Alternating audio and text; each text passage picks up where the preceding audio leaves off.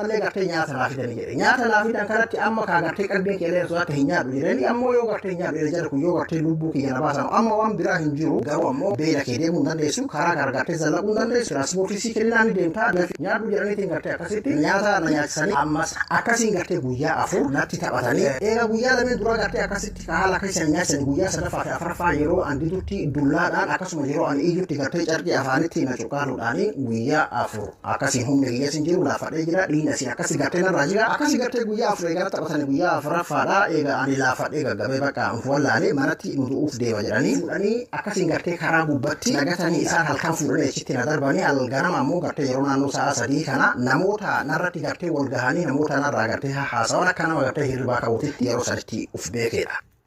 እና መንገድ ላይ ራሴን ሳቅ ሰው ከቦኛል